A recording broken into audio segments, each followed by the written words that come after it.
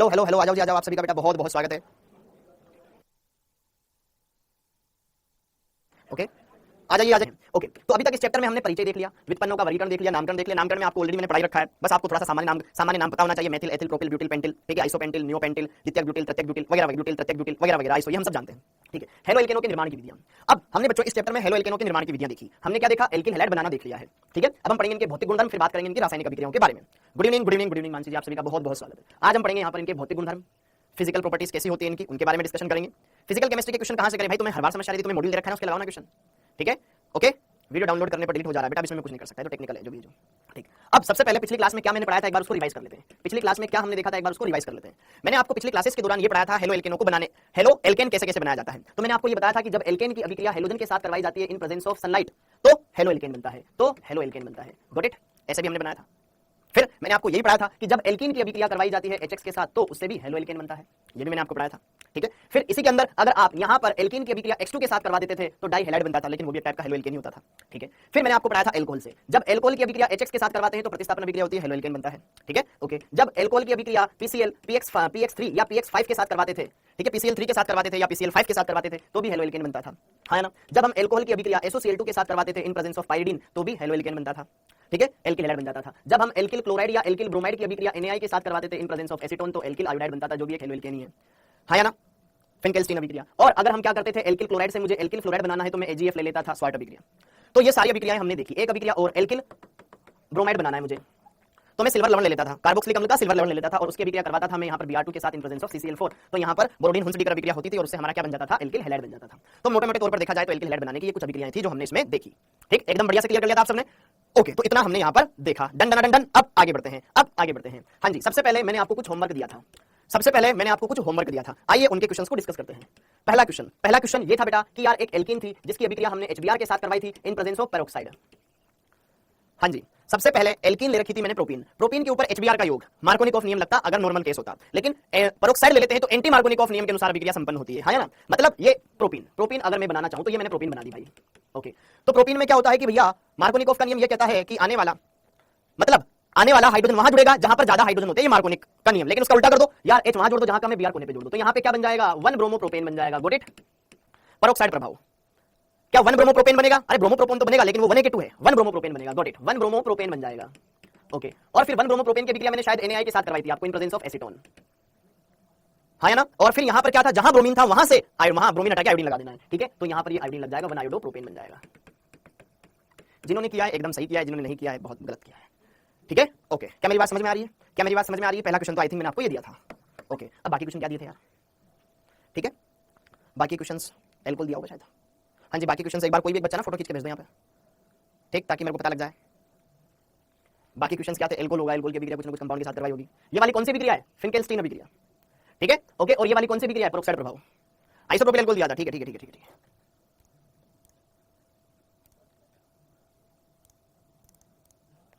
हाँ जी, ठीक। दूसरा क्वेश्चन आइसोप्रोपिल एल्कोहल दे रखा है, इसकी अभिक्रिया करा कि HCl+ निर्जल ZnCl2। ओके, तो यहां पर क्या होगा बेटा, यहां से OH निकलेगा H+ के साथ मिलकर के, और जिससे क्या बना देगा, कार्बोनाइन बना देगा। याद रखना है, मैकेनिज्म क्लियर होनी चाहिए दिमाग में कि यार यहां से H+ आता है, वो ऑक्सीजन का लोन पेयर लेकर के H2 के रूप में उसको निकाल देता है, इस कार्बन पे धनावेश आ जाएगा, वहीं पे Cl जाके जुड़ जाएगा, आइसोप्रोपिल क्लोराइड बन जाएगा, ठीक है। Very good.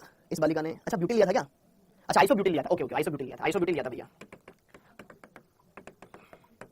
हाँ जी, आइसोब्यूटिल लिया था, ठीक है, आइसोब्यूटिल लिया था। वेरी गुड, इसमें सही कर रखा है जो भी है, ठीक है। हाँ जी, आइसोब्यूटिल एल्कोहल, आइसोब्यूटिल एल्कोहल। अब आइसोब्यूटिल एल्कोहल के अंदर जब आप यहां पर ये रिएक्शन करवाते थे तो क्या होता था, ये देखो, सब केवल आंसर क्वेश्चन लिख के भेज दिया, आंसर बताएं। देखो ये आपके पास आइसोब्यूटिल एल्कोहल, तो यहां से बेटा जो HCl है वो HCl इस OH के साथ मिलकर के अलग हो जाता था, यहां पे बनता कार्बोनाइन, SN1 क्रियाविधि।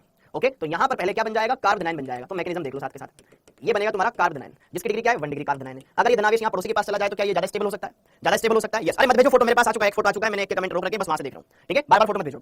यहां पे इस कार्बन पर धनावेश आ चुका है, अब इसमें रीअरेंजमेंट होगा। वेरी गुड बेटा, वेरी गुड। क्यों? क्योंकि अगर ये वाला हाइड्रोजन हटा दिया जाए मुन्ना, अगर ये वाला हाइड्रोजन हटा दिया जाए तो काम हो गया, क्योंकि ये हाइड्रोजन यहां से हाइड्राइड आयन के रूप में शिफ्ट हो जाएगा, तो यहां पे धनावेश आ जाएगा, तो यहां पर क्या हो जाएगा, हाइड्राइड शिफ्ट हो जाएगा। रीअरेंजमेंट जिसको बोलते हैं, कितना इंपॉर्टेंस इसका रीअरेंजमेंट का, यहां पर आ जाएगा पॉजिटिव चार्ज। अब क्या बचा, स्टेबल कार्बोनाइन। अब इसी पे क्या जुड़ जाएगा आपका, Cl- आकर के बॉन्ड बना लेगा, तो यहां पर Cl आ जाएगा, तृतीयक ब्यूटिल क्लोराइड बन जाएगा, तृतीयक ब्यूटिल क्लोराइड। सामान्य नाम क्या होगा बेटा, तृतीयक ब्यूटिल क्लोराइड या 2-chloro-2-methyl प्रोपेन, IUPAC नाम। वेरी गुड बेटा, बहुत बढ़िया। अच्छा, फिर इसके बाद इसकी अभिक्रिया NaI के साथ करवाएगी, NaI के साथ करवाएगी मैंने इसमें, ठीक है, NaI के साथ हमने अभिक्रिया करवाई है, ठीक है, NaI के साथ हमने अभिक्रिया करवा दी। वैसे ना NaI के साथ ये अभिक्रिया नहीं देगा। कैसे पता करें कहां से हाइड्रोजन शिफ्ट करना? बेटा पहले जीओसी देख, ठीक है। NaI तो गलत लिखा दिया मैंने यार, यहाँ पे क्यों? SN2 बेटा ये 3 डिग्री एल्किल हैलाइड और 3 डिग्री एल्किल हैलाइड SN2 नहीं देते। अरे 2 Cl क्यों लगेंगे मेरे भाई? एक ही Cl लगेंगे ना, एक Cl लगेगा, 2 Cl क्यों लगेगा? पागल हो गया। यहां से जब OH निकला, ठीक है, इस कार्बन पर धनावेश आया, कार्ब धनायन बना, यह कार्ब धनायन क्या करेगा? फिर रीअरेंज होगा और ये इसमें कन्वर्ट हो गया। अब यहां पे Cl आके जुड़ा, अच्छा यहां पे, अच्छा ठीक है ठीक है ठीक है ठीक है ठीक है, कोई बात नहीं, ठीक है, एक ही Cl लगेगा भाई, मैंने 2 लगा दी होंगी, ओके, लेकिन मैं बोल तो वही रहा हूं ना, ठीक, ओके। तो यहां पे बेटा ये जो है ना 3 डिग्री एल्किल हैलाइड है, और 3 डिग्री एल्किल हैलाइड ना SN2 अभिक्रिया नहीं देते, और मैंने यहां पे करवा दी NaI। मैंने यहां पे देखते पता लगा लिया यार ये तो SN2 ये हो गया, ठीक है। तो यहां पे लिखो कोई रिएक्शन नहीं, कोई अभिक्रिया नहीं, ये लिखो यहां पे कोई अभिक्रिया नहीं। क्या चेटिंग कर ली मैंने भाई? यहां पे कोई रिएक्शन नहीं, क्यों? क्योंकि ये है 3 डिग्री कार्बन और ये बन जाएगा आपके पास एक 3 डिग्री एल्किल हैलाइड। सिंपल सा ये लिख लेना, 3 degree alkyl halide, 3 degree alkyl halide SN2 अभिक्रिया नहीं देता है। मैंने कर दिया होगा, कोई दिक्कत नहीं है, कोई दिक्कत नहीं, लेकिन हाँ आपको पता होना चाहिए, ठीक।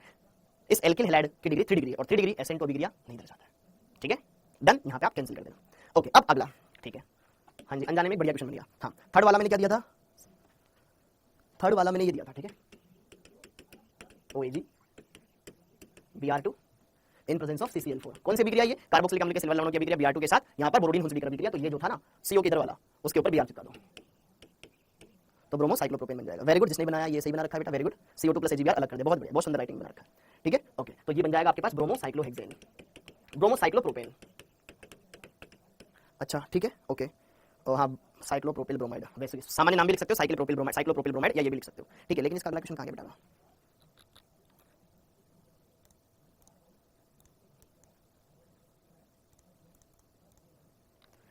हाँ जी, क्लियर हो गया। अब इसके अलावा कोई और क्वेश्चन बचा हुआ है क्या? हाँ जी, इसके अलावा कुछ और क्वेश्चन? अच्छा, फिर NaI से, अच्छा इसकी अभिक्रिया NaI के साथ करवा रखी मैंने, इसकी अभिक्रिया NaI के साथ करवा रखी हो जाएगी, क्योंकि ये 2 डिग्री है, ठीक है, ये 2 डिग्री का एल्किल हैलाइड बेटा यहाँ पे NaI के साथ अभिक्रिया करेगा, एसीटोन की उपस्थिति में NaI के साथ अभिक्रिया होगी, आई वहां चला जाएगा, ये बन जाएगा, और NaBr बाहर, ये अभिक्रिया हो जाएगी, ठीक है, क्योंकि इस कार्बन की डिग्री 2 डिग्री है, 2 डिग्री एल्किल हैलाइड और 2 डिग्री एल्किल हैलाइड SN2 दे सकते हैं। हाँ जी, ओके। और एक लास्ट कंपाउंड और था, याद आया, ये, ठीक है, मेथिल साइक्लोब्यूटेन, वेरी गुड। अच्छा, इसकी अभिक्रिया मैंने Br2 के साथ करवा रखी है, इन प्रेजेंस ऑफ सनलाइट करवाई होगी फिर तो, ओके। तो यहाँ पे जरा देखो ध्यान से, ये कौन सी अभिक्रिया? ये एल्केन है, एल्केन का हेलोजनीकरण मुक्त मूलक प्रतिस्थापन, एल्केनों का हेलोजनीकरण मुक्त मूलक प्रतिस्थापन अभिक्रिया होता है, और जिसमें ब्रोमीनीकरण तो बहुत ही सेलेक्टिव होता है, ये वहां से हाइड्रोजन हटाना पसंद करेगा जहां पर स्टेबल मुक्त मूलक बन सके। यहां से एक, यहां से एक, यहां से यहां से यहां से, कहां से हटाएगा? जहां से स्टेबल मध्यवर्ती बने, ये वाला हाइड्रोजन ये हटाएगा इस कार्बन से, ठीक है, ओके। तो यहां पर क्या होगा बेटा? ये वाला हाइड्रोजन हटेगा, इसका समांश बंध विखंडन होगा, यहां पर बनेगा एक 3 डिग्री मुक्त मूलक, यस और नो, यस और नो, डन डन। तो यहां पर क्या होगा कि यार यहां पे जुड़ेगा Br, वो H और एक बचा Br यहां से निकल जाएगा। इसके अलावा कुछ और बोला था क्या मैंने? ठीक है, ये बन जाएगा। इसके अलावा आगे भी कोई अभिक्रिया करा रखी है क्या मैंने? बस इतना ही था या कुछ और भी था आगे बेटा? वेरी गुड, 3 डिग्री पर जुड़ जाएगा, 1 ब्रोमो 1 मेथिल साइक्लो NaI से, अरे NaI से नो रिएक्शन, ठीक है, NaI के साथ नो रिएक्शन। ये क्या? एक 3 डिग्री एल्किल हैलाइड, और ये कौन सी अभिक्रिया? SN2, ठीक है, क्योंकि जिन्होंने पढ़ा होगा वो तो करते, थोड़ा दिमाग लगाते जिन्होंने पढ़ा होगा बेटा, ठीक है, क्योंकि 3 डिग्री एल्किल हैलाइड और 3 डिग्री एल्किल हैलाइड SN2 अभिक्रिया देता ही नहीं। सब सही था बेटा, वेरी गुड, बहुत बढ़िया बहुत बढ़िया बहुत बढ़िया, ठीक है, ओके। तो मेरा मकसद था आपको बस अभिक्रियाएं बढ़िया से दिमाग में बिठाना। अब आपको कैसे पता चलेगा, सर हमको कैसे पता चलेगा अभिक्रिया होगी या नहीं होगी, वो अब सीखेंगे, ठीक है। तुमने से बहुत सारे बच्चों ने शायद SN1 SN2 नहीं पढ़ा होगा, ठीक है, लेकिन ये तो पढ़ा है और उस हिसाब से तुमने किया। हाँ, हमें वो कुछ चीजें नहीं पढ़ी थी सर हमने, इसलिए हम मिस्टेक कर गए या हमें पता ही नहीं था, कोई बात नहीं, बाकी सारी चीजें क्लियर हुई, डन डन, एकदम क्वेश्चन क्लियर थे बेटा। हमने जो पढ़ा उसके बिहार पर हमें जितना आता था उतना हमने दिमाग लगाया और कर लिया। नियोपेंटिल अल्कोहल की SOCl2 में हाइड्रोजन शिफ्टिंग क्यों नहीं हुई, ये पूछ रहे हैं बेटा सुमित कश्यप। बेटा SN डार्जन अभिक्रिया SN2 क्रिया विधि का उदाहरण है, और SN2 में मुक्त मूलक और मध्यवर्ती रूप में कार्ब धनायन नहीं बनता, कार्ब धनायन नहीं बनता तो पुनर्विन्यास नहीं होता, ठीक है। PCl3 PCl5 वाली और SOCl2 वाली ये सब SN2 क्रिया विधि से होती है, और SN2 में कोई मुक्त मूलक नहीं बनता, बताऊंगा आज, ठीक। तो ये सब कल का ज्ञान क्लियर हो गया, ये सब कल का ज्ञान क्लियर हो गया, ओके। अरे लाल फोस्फोरस पी फोस्फोरस लाल ही होता है, ठीक है, ओके। आगे बढ़ते हैं, अब आगे कहानी, अब अगली कहानी, अब अगली कहानी। तो अब चलिए थोड़ी बहुत थ्योरी लिख लेते हैं। भौतिक गुण, हेलो एल्केनों के भौतिक गुण, हेलो एल्केनों के भौतिक गुण, इनकी फिजिकल प्रॉपर्टीज, हेडिंग डालो हेलो एल्केनों के भौतिक गुण। मतलब ये दिखने में कैसे होते हैं, पानी में घुलते हैं कि नहीं घुलते हैं, इनके गलना, इनके क्वथनांक किस तरीके से वेरी करते हैं, किसमें ज्यादा घुलते हैं, जल में घुलते हैं या नहीं घुलते, ये वगैरह वगैरह ऐसी बातें। इनकी भौतिक अवस्था क्या होती है? तो सबसे पहले भौतिक अवस्था, ठीक है, बस जान लो और जान करके भूल जाना। भौतिक अवस्था जैसे कि methyl fluoride, methyl chloride, methyl bromide और एथिल C2H5, C2H5F, C2H5Cl, ये कैसे होते हैं? गैसीय होते हैं। कोई नहीं पूछ रहा आपसे, ये गैसीय प्रकृति के होते हैं। स्वाट में भी बेटा SN1 ही लगती है खुशी, ठीक है, ओके। ये गैसीय प्रकृति के होते हैं जबकि, ठीक है, और इतना तो गैसीय, ओके। C18 तक के हेलो एल्केन द्रव अवस्था में द्रवीय होते हैं, ठीक है। उच्चतर हेलो एल्केन ठोस, ओके। तो यहां पे जरा देखो ध्यान से, जो आपके नॉर्मल कम अणुभार वाले गैसीय अवस्था में, थोड़ा अणुभार बढ़ गया, द्रवस्था में आ गए, और ज्यादा भारी हो गए, ठोस अवस्था में आने लग गए। ठीक है, ये तो इनकी फिजिकल स्टेट हो गई। दूसरी काम की बात कि यार जो एल्किल हैलाइड होते हैं वो कार्बनिक विलायकों में भी विलय होते हैं, जल में नहीं होते, जबकि होते तो ध्रुवीय प्रकृति के हैं। हमने पढ़ा है एल्किल हैलाइड में हैलाइड बंध ध्रुवीय प्रकृति का होता है, कार्बन हेलोजन बंध ध्रुवीय प्रकृति का होता है, और जल भी ध्रुवीय होता है, तो घुलना चाहिए। ये कार्बनिक विलायकों में घुल जाते हैं, CCl4 में घुल जाते हैं, एसीटोन में घुल जाते हैं, लेकिन जल में बहुत कम घुलते हैं। ओके, अंशुल कुमार और बढ़िया से याद कर। ठीक, ऐसा क्यों होता है, इसका क्या कारण है, आइए इसके बारे में हम बात करते हैं। ठीक है, लिखिएगा एल्किल हैलाइड ध्रुवीय प्रकृति के होते हुए भी जल में अविलय होते हैं। ठीक है, दुर्बल या फिर H बॉन्डिंग हाइड्रोजन बंधन अनुपस्थित होने के कारण। क्या कारण है, क्योंकि ये जल के साथ H बॉन्डिंग नहीं कर पाते हैं एल्किल हैलाइड्स। ठीक, जो लिक्विड फॉर्म में होते हैं उनको जल में भी घोलना तो घुलते ही नहीं, due to absence of H bonding, due to absence of, अरे लाल फास्फोरस को लाल बोलते हैं, जो मैंने फास्फोरस लिखा है ना P+I2 P+Br2 वही है। ठीक है, या तो वही पढ़ता रहे तू। ठीक, H बॉन्डिंग एब्सेंस होने की वजह से ये क्या करते हैं, वाटर मॉलिक्यूल के साथ H बॉन्डिंग नहीं कर पाते हैं, और H बॉन्डिंग नहीं कर पाएंगे तो उसके साथ सोल्यूबल नहीं होंगे। जैसे एल्कोहल को पानी में घोले तुरंत घुल जाता है, या पानी को एल्कोहल में घोले आराम से एक दूसरे में सोल्यूबल हो जाते हैं, जबकि ये चीजें नहीं हो पाएगी। ठीक, ओके, H बॉन्डिंग अनुपस्थित होने के कारण तो एल्किल हैलाइड ध्रुवीय प्रकृति के होते हुए भी जल में अविलय होते हैं, कार्बनिक विलायकों में विलय होते हैं, कार्बनिक विलायकों में विलय होते हैं। समझ आया, विलय होते हैं। ओके, ठीक, ये पॉइंट क्लियर हो गया। अगला पॉइंट, कुछ बेसिक सी बातें हैं। अगला पॉइंट, थर्ड पॉइंट। अच्छा, जब एल्किल हैलाइडों को कॉपर वायर के ऊपर लेकर के हम जब गर्म करते हैं, ये कॉपर वायर है एल्किल हैलाइड का। अगला पॉइंट, थर्ड पॉइंट। अच्छा, कॉपर वायर की हेल्प से इसको गर्म किया और गर्म करते हैं तो बेटा ये हरी किनारे वाली ज्वाला के साथ जलते हैं। ये इनका परीक्षण भी होता है। जैसे कि मेरे पास ये कॉपर वायर है और यहाँ पर आगे थोड़ा सा मैंने इसको घुमा करके गोल कर रखा है, इसे मैंने एल्किल हैलाइड रखा हुआ है, लिक्विड फॉर्म में हो सकता है। ठीक है, तो जैसे हम इसको जलाते हैं तो ये ग्रीन एजेस फ्लेम के साथ जलता है, मतलब ऐसी आग जिसके किनारे कैसे हरे, ग्रीन एजेस फ्लेम, मतलब ये ग्रीन किनारे से ग्रीन होती है इस टाइप से। ठीक है, ओके, तो आप यहाँ पे सिंपल सा इतना लिख लो, एल्किल हैलाइडों को कॉपर वायर के साथ कॉपर वायर प्रयुक्त करके जलाने पर यह हरी ज्वाला के साथ जलते हैं। बेलेस्टीन परीक्षण इसे कहा जाता है। ओके, क्लियर है। ठीक, बोरेक्स बीट टेस्ट, वो अलग है बेटा, ये अलग है। ठीक, एल्किल हैलाइड को जब हम कॉपर वायर के ऊपर रख करके जब जलाते हैं ना तो ये ग्रीन एजेस फ्लेम के प्रोड्यूस करते हैं। ओके, अगला पॉइंट, फोर्थ पॉइंट, क्वथनांक, बॉइलिंग पॉइंट। देखो, क्वथनांक में सिंपल सा फंडा है, जैसे जैसे अणुभार बढ़ेगा क्वथनांक बढ़ता जाएगा, कोई दिक्कत नहीं। क्वथनांक अणुभार के डायरेक्टली प्रोपोर्शनल होता है, जैसे जैसे अणुभार भारी होता जाएगा उसका क्वथनांक बढ़ता जाएगा, कोई दिक्कत नहीं। जैसे कि उदाहरण, अगर मैं लूं यहाँ पे CH3F, CH3Cl, CH3Br, CH3I, एकदम सिंपल सा है, कोई दिमाग नहीं लगाना। CH3 सब में कॉमन है, यहाँ फ्लोरीन है, क्लोरीन है, ब्रोमीन है, आयोडीन है, तो सबसे ज्यादा भारी तो वही हुआ ना। ठीक है, तो यहाँ पर बॉइलिंग पॉइंट सबसे ज्यादा इसका होगा। डन स्वार्ट्ज करवा दिया बेटा पुष्पेंद्र। ठीक है, एकदम सिंपल सा है, कोई ज्यादा ऐसा दिमाग का लोड नहीं है। हाँ जी, अगर समावयवी आ जाए तो फिर दिक्कत है, समावयवियों में। अच्छा, पहला ये वाला उदाहरण समझ में आया, पहला उदाहरण। अब देखो दूसरा उदाहरण, यहाँ पे कार्बन समूह फिक्स था, एल्किल मतलब हेलोजन बदलता रहा। अब मान लो एल्किल समूह बदलता जाए, यहाँ पे मेथिल क्लोराइड ले लिया, यहाँ पे एथिल क्लोराइड ले लिया, यहाँ पर ब्यूटिल ले लिया। ठीक है, तो यहाँ पर अणुभार बढ़ता जा रहा है, तो ये भी बढ़ता जाएगा। कोई बड़ा सा तो था नहीं कुछ जो आपको अलग लगना चाहिए, अजीब सा, एकदम सिंपल है। केमिकल बॉन्डिंग में अलग क्यों बताया था, क्या बताया था बीपी, सही तो बताया था। अंजलि पाल, केमिकल बॉन्डिंग आएगा, सॉरी केमिकल बॉन्डिंग क्या, ऑर्गेनिक केमिस्ट्री आएगा, जीओसी आएगा। ठीक है, ओके डन। अब समावयवी, अगर समावयवी होते हैं तो क्या होता है, देखो ध्यान से। पहली बात तो क्वथनांक अणुभार के समानुपाती होता है। अब अगला पॉइंट, हाँ जी, परंतु देखो क्वथनांक कुछ बेसिक चीजों के ऊपर डिपेंड करता है। जैसे जो अणु जितना भारी है उसका क्वथनांक उतना ज्यादा होता है, जो अणु हाइड्रोजन बॉन्डिंग करके रखता है उसका क्वथनांक ज्यादा होता है, जैसे कि H2। जहां पर पृष्ठीय क्षेत्रफल जितना ज्यादा हो, जो जितना फैला हुआ हो, उसका क्वथनांक ज्यादा होता है। तो वहां पर यही सारी बातें हमें यहां पर समझनी है। तो समावयवियों में क्या होता है बेटा कि देखो, पहले तो हम जो जानते हैं बॉइलिंग पॉइंट पृष्ठीय क्षेत्रफल के समानुपाती होता है, परंतु समावयवियों में शाखाएं निकलती है, तो शाखाओं की वजह से पृष्ठीय क्षेत्रफल घट जाता है, तो शाखाओं की संख्या के व्युत्क्रमानुपाती हो जाता है, शाखाओं की संख्या के व्युत्क्रमानुपाती हो जाएगा, साइड ब्रांच। ये बातें ध्यान रखिए।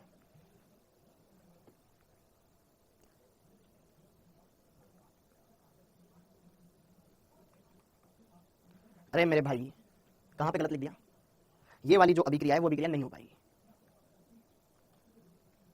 शायद दिमाग में लगा, आधा पढ़ा हुआ है पूरा पढ़ गया। ठीक है, ओके ठीक, ओके। तो जरा देखो ध्यान से, यहां पर इसी वजह से जो क्वथनांक होता है बेटा, क्वथनांक जो होता है, क्वथनांक समावयवियों के अंदर क्वथनांक जो होता है समावयवियों के अंदर क्या होता है, प्राथमिक वाले का सर्वाधिक होता है, क्योंकि प्राथमिक एकदम सीधा होता है, फिर 2 डिग्री में ब्रांच निकल जाती है, फिर तृतीयक सबसे कमजोर होता है। इस बात का ध्यान रखें। और नीट 2016 में आपके एक क्वेश्चन आया हुआ इस पर। अलग क्या बताया केमिकल बॉन्डिंग में? बेटा हर एक का अपना अपना कलर बेटा शिखा, ठीक है, ओके डन, ठीक है। तो प्राथमिक का सबसे ज्यादा, जैसे कि देखो एक क्वेश्चन करते हैं जो आपके नीट 2023 में, हाँ जी नीट 2000, अभी पढ़ लो तुम सब, पढ़ लो, सारा ज्ञान यही लगाना है तुमको, आधे पढ़े हुए लोग हो तुम सब, आधे पढ़े हुए लोग हो, ठीक है। जिन चीजों के बारे में अभी तक मैंने बताया ही नहीं है उन चीजों के बारे में भी क्यों पूछना है तुमको? अभी जब यहाँ पे पढ़ने आए हो तो पढ़ो ना सिर्फ, ठीक है। कुछ बच्चे यार मतलब आप पढ़ाने नहीं देते हो, नहीं पहले हमको ये करना है, नहीं पहले हमको ये करना है, ये करना है, जो मैं करवा रहा हूँ ना उसको सही तरीके से अच्छे समझोगे तो मेरे को पढ़ाने में मजा आएगा और तुम भी सही तरीके से पढ़ पाओगे, ठीक है। तो अभी अपना एक्स्ट्रा दिमाग जो लगा रहे हो ना मत लगाओ, बढ़िया से अच्छे से देखो, अच्छे से क्लियर करो, फिर समझो, ठीक है। इधर उधर का खा पी करके फिर आधा अधूरा ज्ञान देते हो तो फिर उससे कुछ मतलब नहीं निकलता। सब पढ़ाऊंगा, सारी चीजें क्लियर करवाऊंगा। हुंस डिगर अभिक्रिया SN1 या SN2 है। अबे नालायक तुझे ये नहीं पता हुंस डिगर में क्या बनता है? मुक्त मूलक बनता है। वो सिंपल एक प्रतिस्थापन अभिक्रिया थी, मुक्त मूलक बना था ना। SN1 SN2 प्रतिस्थापन अभिक्रिया है जहां पर कार्बोनाइन बनता है और संक्रमण अवस्था बनता है। तूने पढ़ा होगा तभी पूछ रहा है, तो तुझे ये नहीं पता SN1 में कार्बोनाइन बनता है और SN2 में संक्रमण अवस्था बनती है। तो मैंने उसे बताया तेरे को संक्रमण अवस्था बनी थी या कार्बोनाइन बना था, थोड़ा दिमाग लगा फिर पूछा कर। अब यहां पर आगे बढ़ते हैं। तो नीट 2016 में एक क्वेश्चन आया कि निम्न यौगिकों के क्वथनांकों का बढ़ता क्रम बताएं। निम्न यौगिकों के क्वथनांकों का बढ़ता क्रम होगा, बढ़ता क्रम होगा। एकदम सिंपल सा क्वेश्चन, एकदम सिंपल सा क्वेश्चन। कंपाउंड कुछ ऐसे दे रखे थे,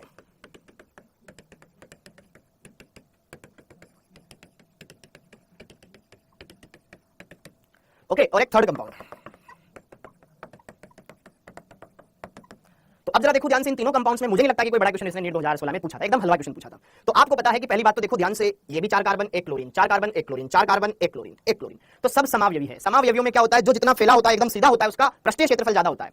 पृष्ठीय क्षेत्रफल ज्यादा होगा तो उसके अंदर पैकिंग अच्छी रहेगी। पैकिंग मतलब एक लेयर दूसरे लेयर के साथ अच्छी तरीके से चिपक कर रहेगी, हाँ है ना। जब अपन एक पेज का आप गोंद लगाओ, उसको दूसरे पेज पे चिपकाओ, एकदम बढ़िया चिपकेगी। लेकिन अगर मान लो आपने एक पेज के ऊपर गोंद लगाया, अब दूसरे पेज के ऊपर थोड़े बहुत कंकड़ डाल दो, फिर चिपकाओगे तो उभरा हुआ आएगा ना, मतलब उसमें पैकिंग अच्छे से नहीं हो पाएगी, ठीक है। तो जब आप एक चीज को दूसरे के साथ, यहाँ पे क्या होता है, एल्किल हैलाइडों में इनकी परतें एक दूसरे के साथ चिपकी रहती है, एक लेयर दूसरे लेयर के साथ जुड़ी रहती है। तो जहां पर इफेक्टिव पैकिंग हो पाएगी उनकी इस मजबूती ज्यादा रहेगी। तो प्राइमरी में वो सबसे ज्यादा पाई जाती है, फिर सेकेंडरी, टर्सरी में सबसे कम। ये तुम्हारे पास एक 1 डिग्री एल्किल हैलाइड, ये है आपके पास एक 2 डिग्री एल्किल हैलाइड, और ये है आपके पास एक 3 degree alkyl halide. Done, okay. तो यहां पर प्राइमरी का सरफेस एरिया सबसे ज्यादा है, तो बॉइलिंग पॉइंट एकदम चमका कि नहीं चमका, कि सर सेकंड होगा, फिर फर्स्ट होगा, फिर थर्ड सबसे लास्ट में होगा। ये इसका आंसर होगा। एकदम सिंपल सा क्वेश्चन, ऐसे क्वेश्चन आते हैं, ठीक है मामला। तो ऐसे क्वेश्चन आपको पूछे, आप जवाब दे सकते हो, कोई भी दिक्कत नहीं आएगी, ठीक। ये वाली बात आपको पता हो जानी चाहिए। तो देखो ध्यान से, इनके अंदर भौतिक गुणधर्मों में पहली बात तो आपको ये क्वथनांक वाले टॉपिक से क्वेश्चन पूछा जाता है, जो आपको पता होना चाहिए। जल में क्यों नहीं घुलते हैं, वो हाइड्रोजन बॉन्डिंग की वजह से, और इनका परीक्षण ये पता होना चाहिए, बाकी कुछ भी पता ना हो तो भी चल जाएगा, ठीक, ओके डन। अब अगली बात, अब हेडिंग डालो, हेलो एल्केनों के रासायनिक गुणधर्म। अब हम पढ़ेंगे इनके रासायनिक गुणधर्म। अच्छा, हेलो एल्केन मानव के लिए हार्मफुल होते हैं क्योंकि ये केमिकल है, पॉइजनस नेचर के होते हैं, ठीक है। चाहे आप क्लोरोफॉर्म ले लो, चाहे आप CCl4 ले लो, तो ये ह्यूमन के लिए ज्यादा लंबे टाइम तक इनके कांटेक्ट में रहेगा तो उसको बेचैनी से महसूस होने लगेगी, ठीक, ओके। अब अगली कहानी, तो अब हेडिंग डालेंगे हेलो एल्केनों के रासायनिक गुणधर्म, हेलो एल्केनों के रासायनिक गुणधर्म, रासायनिक गुणधर्म, हेलो एल्केनों के रासायनिक गुणधर्म। यहां पे जितने पूछना है, जो पूछना है, सारे डाउट तुम्हारे क्लियर हो जाएंगे, ठीक है, इंपॉर्टेंट है। मतलब हेलो एल्केन कौन कौन सी अभिक्रियाएं देते हैं उनके बारे में हम पढ़ेंगे।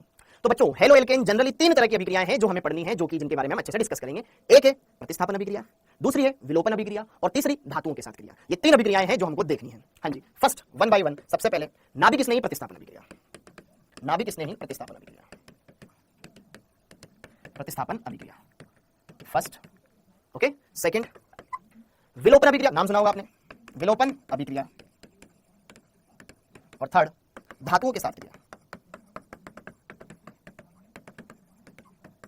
तो 1 बाय 1 हम एक एक को बहुत ही अच्छे तरीके से पढ़ेंगे, बहुत ही बेहतरीन तरीके से पढ़ेंगे, ठीक है। तो कोई टेंशन नहीं लेना है, आपको बस अच्छे से समझना है। तो सबसे पहले हेडिंग डाल लो नाभिक स्नेही प्रतिस्थापन अभिक्रिया। यहां पे SN1 SN2 इन सब के बारे में बताऊंगा, टेंशन मत लो। फर्स्ट हेडिंग डालो बेटा और फिर इसको हम समझते हैं, ठीक है, ओके। तो सबसे पहले हम बात करेंगे यहां पर नाभिक स्नेही प्रतिस्थापन अभिक्रिया, नाभिक स्नेही प्रतिस्थापन अभिक्रिया। नाभिक स्नेही प्रतिस्थापन अभिक्रिया को इंग्लिश में क्या बोलते हैं? न्यूक्लियोफिलिक प्रतिस्थापन, मतलब substitution reaction, nucleophilic substitution reaction, nucleophilic substitution reaction. Short में हम बोलेंगे बेटा जिसको NSR, NSR, NSR। अच्छा, अब यहां पे आपको समझना है, अच्छे से पूरा समझना है, ठीक है, पूरा समझना तभी अच्छे समझ आएगा, ओके। तो जो एल्किल हैलाइड होते हैं, कोई भी वो alkyl halide, fluoride, chloride, bromide, iodide, कोई भी एल्किल समूह लगाओ, तो यह एल्किल हैलाइडों की अभिलाक्षणिक अभिक्रिया होती है। मतलब एल्किल हैलाइड कुछ दर्शाए ना दर्शाए, ये तो दर्शाएंगे, हमारी ये मेन प्रायोरिटी है। क्यों दर्शाएंगे? इसके पीछे कहानी क्या है कि यार जो एल्किल हैलाइड होता है उसमें कार्बन से जुड़ा होता है हेलोजन परमाणु, और यह बंध होता है ध्रुवीय प्रकृति का। इस पर आंशिक ऋणावेश, इसके ऊपर आंशिक धनावेश होता ही होता है। तो इस बंध में ध्रुवीयता है, जैसे इसको अपोजिट चार्ज मिलेंगे ये भागने लगेंगे उसकी तरफ और टूट जाएंगे। तो यहां से X- निकलने के चांस बहुत ज्यादा होते हैं, और ये ऐसे अभिक्रिया दर्शाएगा, x माइनस जाएगा, जब एक माइनस जाएगा तो दूसरा आएगा, कोई गरीब अगर तू जाएगा तो कोई और आएगा, हाँ या ना, हमारे पास धनावेश है, हम बुला लेंगे किसी को भी, ठीक, ओके। तो जब तू ये गया तो फिर यहाँ पे कोई दूसरा नाभिक स्नेही आके जुड़ेगा, तो क्या हुआ, नाभिक स्नेही ने प्रतिस्थापन कर दिया, Cl को हटा के खुद आके जुड़ गया, तो ये नाभिक स्नेही प्रतिस्थापन अभिक्रिया। तो यहाँ पर इसमें कुछ बेसिक बातें लिखेंगे फिर समझेंगे, ठीक है। यह हेलो एल्केनों की अभिलाक्षणिक अभिक्रिया है, अभिक्रिया है जो कि निम्न प्रकार होती है, निम्न प्रकार होती है। अब एल्किल हैलाइड या हेलो एल्केन को हम आमतौर पर Rx से दर्शाते हैं, किससे दर्शाते हैं, Rx से दर्शाते हैं, Rx से दर्शाते हैं, गॉट इट। अब मैं उसको समय के हिसाब से जहां जहां जैसे जैसे जरूरत पड़ेगी वैसे वैसे उसका इस्तेमाल करूंगा।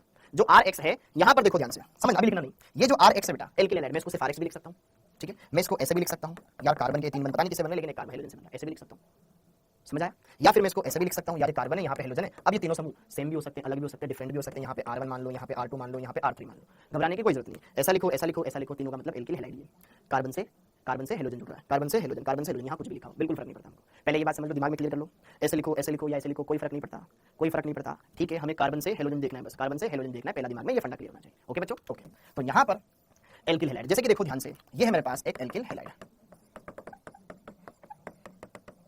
तो एल्किल हैलाइड पर किसका अटैक होगा, नाभिक स्नेही का, क्योंकि x माइनस जाएगा तो ये कार्बन पर पॉजिटिव चार्ज आएगा, वहां पे नाभिक स्नेही जाके जुड़ जाएगा, तो NU माइनस ये है आक्रमणकारी अभिकर्मक, ये है अटैकिंग रिएजेंट, आक्रमणकारी अभिकर्मक।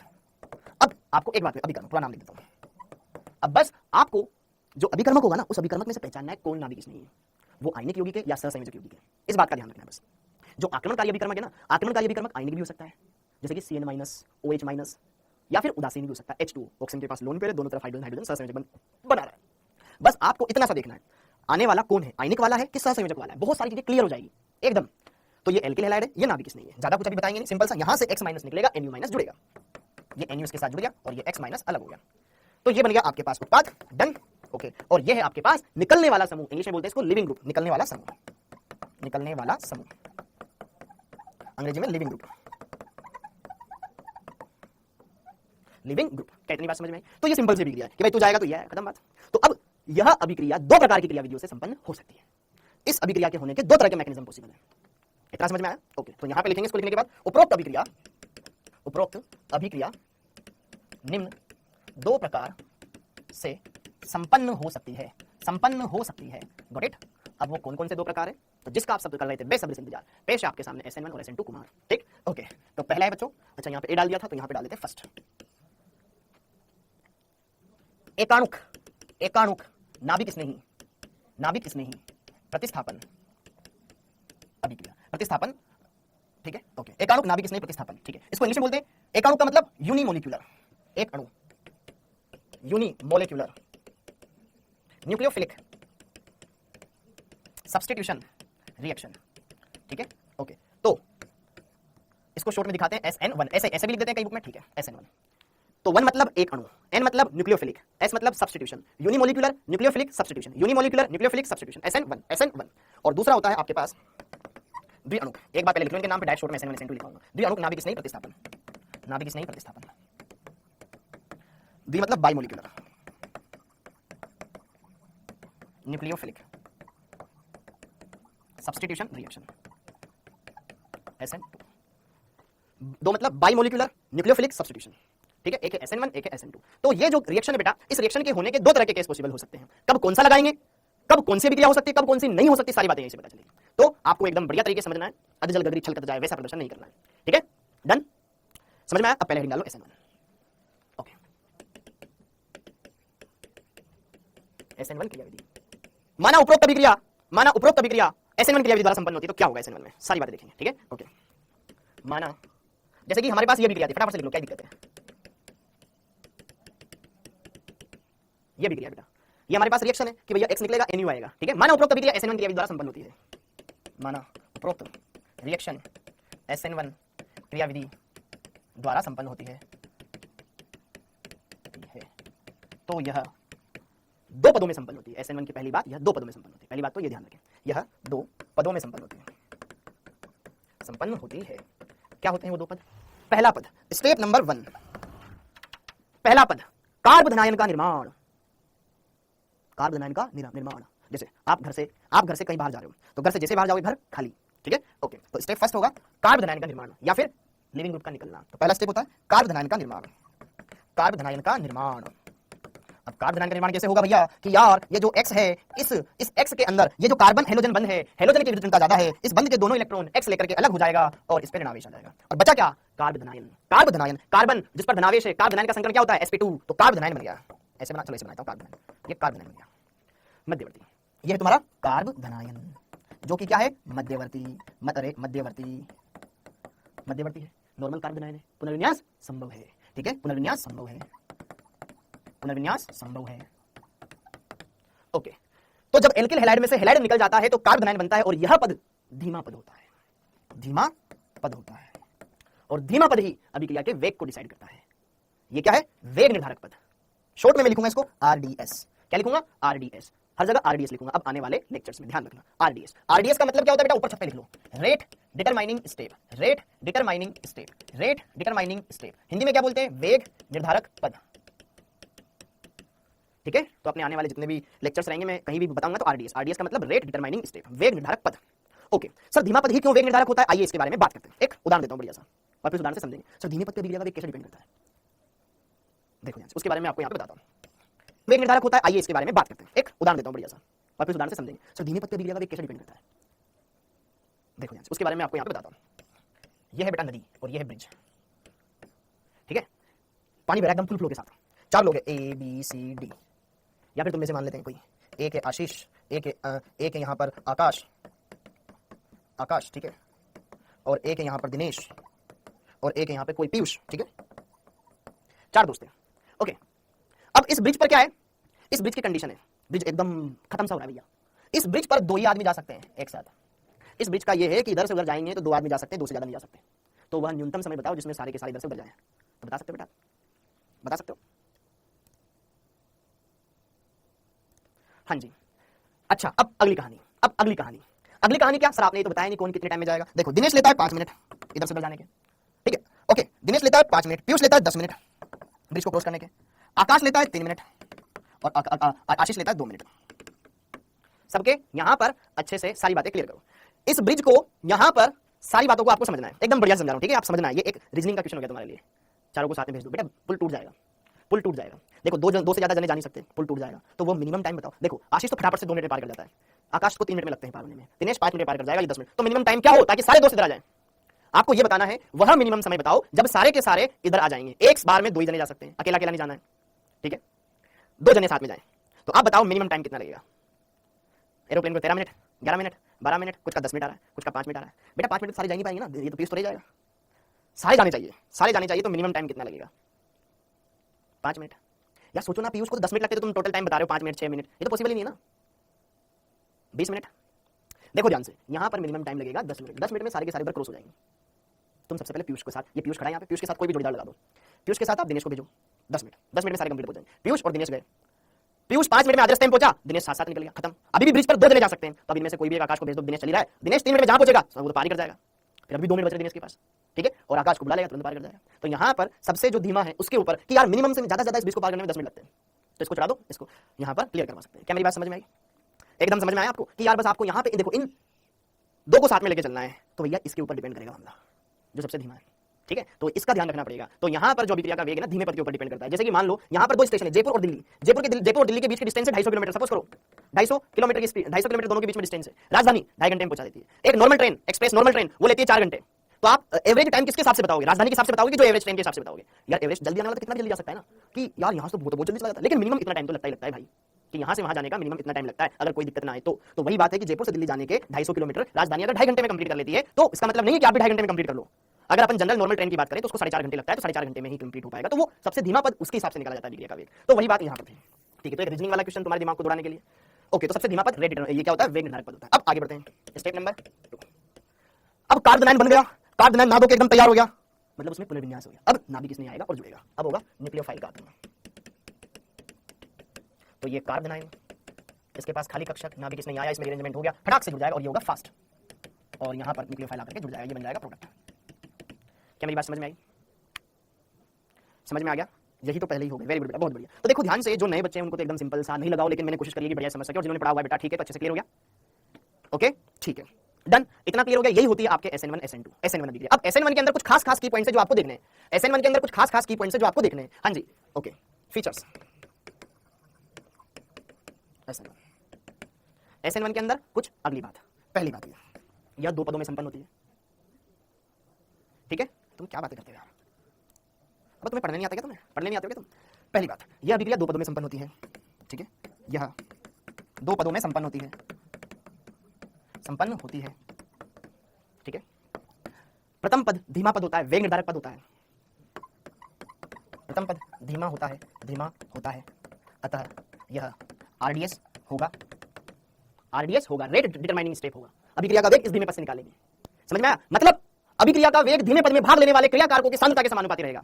याद करो, जब हमने द्रव्य क्रिया वेग नियम पढ़ा था, वेग नियम क्या कहता था कि यार अभिक्रिया का वेग अभिक्रिया में भाग लेने वाले क्रियाकारकों की सांद्रताओं या सक्रिय द्रव्यमानों के गुणनफल के समानुपाती होता है। हाँ या ना? तो इसके धीमे पद में कौन है? धीमे पद में सिर्फ एल्किल हैलाइड है, सिर्फ एल्किल हैलाइड है, सिर्फ एल्किल हैलाइड है। तो अभिक्रिया का वेग सिर्फ एल्किल हैलाइड की सांद्रता के ऊपर डिपेंड करेगा। हाँ या ना? तो अतः अभिक्रिया का वेग समझो किसके समानुपाती होगा? सिर्फ और सिर्फ एल्किल हैलाइड की सांद्रता के समानुपाती होगा।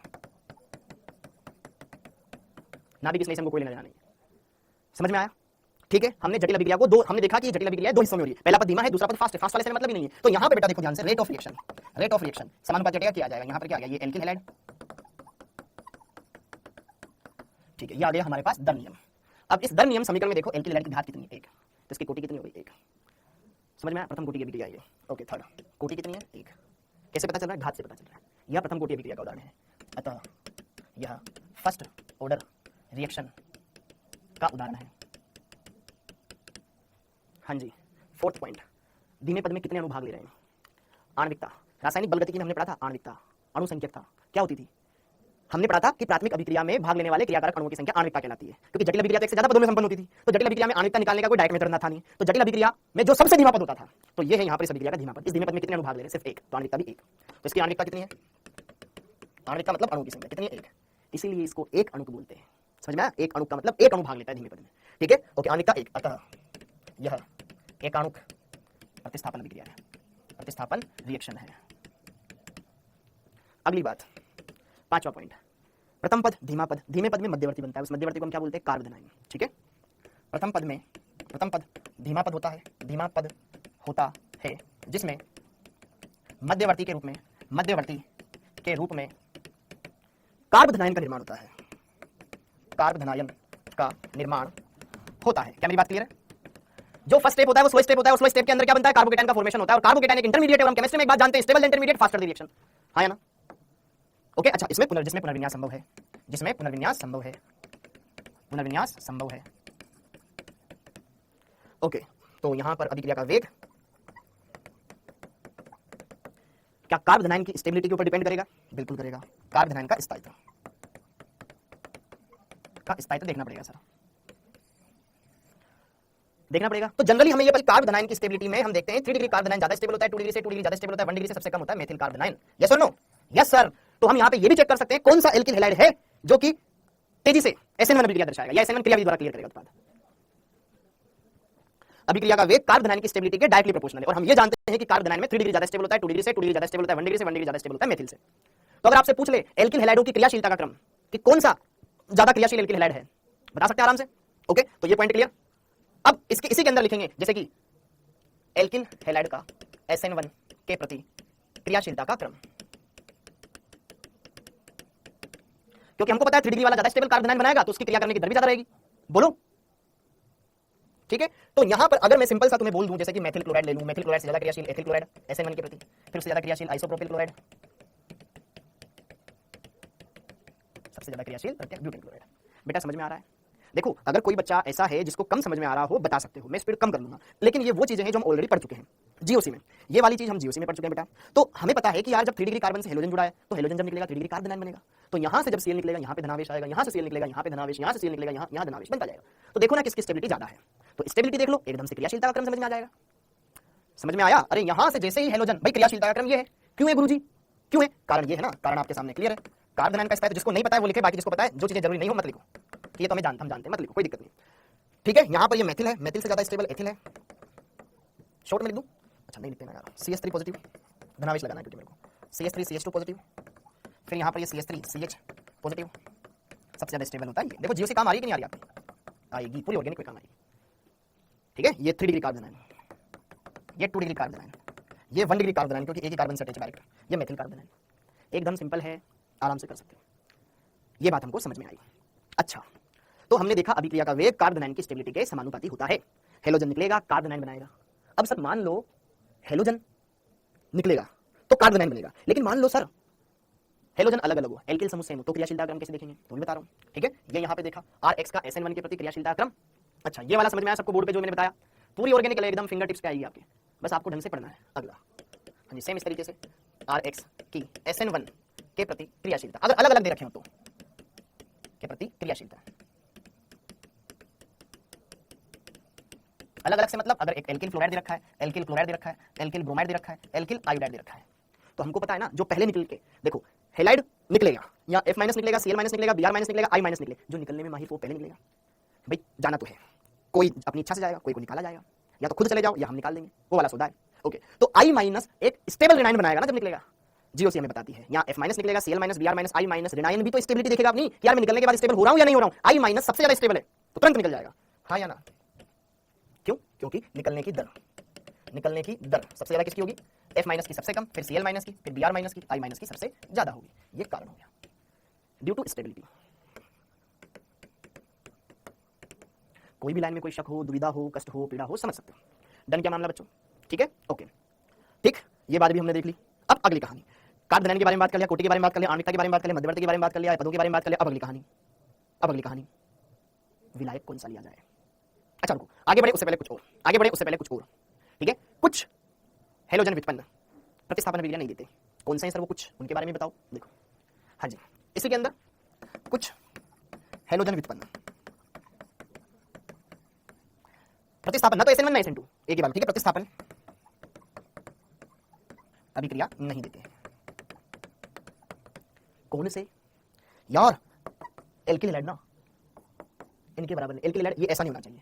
देखो अच्छा, ऐसे नहीं लिखते अपन, ऐसे नहीं लिखते हैं, ऐसे देखो, कुछ हेलोजन व्युत्पन्न प्रतिस्थापन अभिक्रिया नहीं देते सर, कौन से? एनिल हैलाइड। क्या दिक्कत है इसमें, क्यों नहीं देता? यहां से Cl निकल ही नहीं सकता, क्यों नहीं निकल सकता? हम बंदिशों में बंधे हुए हैं, अनुनाद लग रहा है हमारे, समझ में आया? ड्यू टू रेजोनेंस आंशिक रूप से द्विबंधी के लक्षण आ जाएंगे, तो ये बंध मजबूत हो जाएगा, निकल पाना पॉसिबल नहीं है। समझ आया? तो ऐसा कोई कंपाउंड हो, ब्रोमाइड लग जाए, आयोडाइड लग जाए, फ्लोराइड लग जाए, ये निकल नहीं पाएगा, रेजोनेंस दर्शा रहा है। समझ आया? जीओसी में पढ़ा था, ठीक है, इंपोर्टेंस जीओसी की। अगर यहीं पर हेलो बेंजीन आ जाए, हेलो बेंजीन आ जाए, कोई भी आ जाए, क्लोरोबेंजीन, ना भी किसने प्रतिस्थापन अभिक्रिया नहीं देगी, क्यों नहीं देगी भैया? भैया यहाँ पे डबल बॉन्ड का लक्षण आ जाएगा, due to resonance carbon chlorine बंध में द्विबंध के लक्षण आ जाते हैं, जिससे वो और मजबूत हो जाता है और प्रतिस्थापन अभिक्रिया के प्रति क्रियाशील हो जाता है। समझ आया? तो क्या ये SN1 SN2 देगा? नहीं देगा, प्रतिस्थापन निकले तब देगा ना भैया, जब तू जाएगा तो दूसरा आएगा, ये जा ही नहीं चला। ये तो एकदम बढ़िया तरीके से प्यार मोहब्बत में, इतनी प्यार मोहब्बत है जब जा ही नहीं पा रहा, इसका सिलसिला छूट ही नहीं पा रहा। समझ में आया मेरी बात? ठीक है, क्लियर, रेजोनेंस हो रखा है यहाँ पे। तो इसी तरीके से अगर हम यहाँ पे ट्रिपल बॉन्ड लगा दे तब भी वही बात है भैया। यहाँ पे जरा देखो ध्यान से, डबल सिंगल ट्रिपल, पाई वन देना, संयुग्मन हो गया मेरे भाई, तो यहाँ पर भी इसका रेजोनेंस है, द्विबंध के लक्षण है, नहीं निकल सकता, मजबूती है वहां पे। अच्छा, या फिर देखो ध्यान से,